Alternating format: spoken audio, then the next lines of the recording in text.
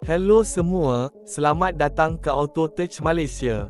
Hari ini kami akan kongsikan semua maklumat menarik tentang BYD Dolphin 2025, sebuah kereta elektrik hatchback yang semakin popular kerana harga yang mampu milik, prestasi hebat dan ciri-ciri moden yang ditawarkan.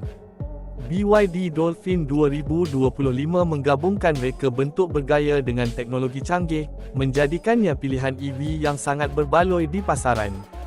Di China, ia hadir dalam 4 varian, Vitality, Free, Fashion, dan Night, dengan harga bermula sekitar RM64,000 hingga RM84,000. Di Australia, terdapat 2 varian iaitu Essential dan Premium, dengan harga bermula dari AUD $29,990 hingga $36,990.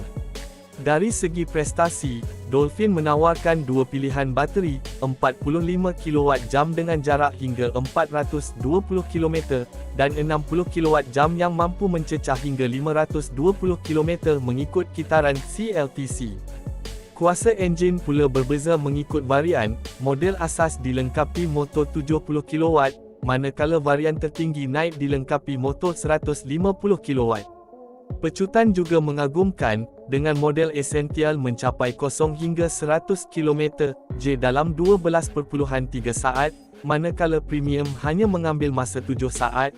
Bagi pengecasan pantas, varian Essential menyokong sehingga 60 kW dan Premium sehingga 80 kW DC fast charging, membolehkan anda mengecas dengan pantas dan kembali ke jalan raya tanpa menunggu lama.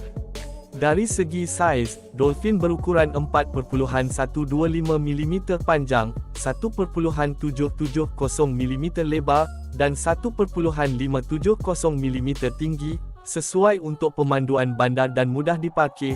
Ruang dalaman pula dipenuhi dengan teknologi moden seperti skrin sentuh 12.8 inci yang boleh diputar, sambungan tanpa wayar Apple CarPlay dan Android Auto, kemasukan tanpa kunci, tempat duduk kulit sintetik, lampu suasana, dan sistem penapis udara PM2.5. Dari segi keselamatan, ia dilengkapi dengan kawalan pelayaran adaptif, kamera 360 darjah, brek kecemasan automatik, pemantauan titik buta, dan amaran lintasan trafik belakang. Untuk pasaran Australia, BYD menawarkan jaminan kenderaan selama 6 tahun atau 150,000 km dan jaminan bateri selama 8 tahun atau 160,000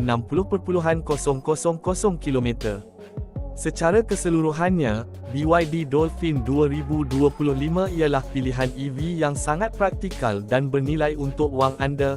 Kalau anda suka video ini, jangan lupa untuk like, subscribe dan tekan butang loceng supaya tak terlepas video terbaru dari Auto Touch Malaysia.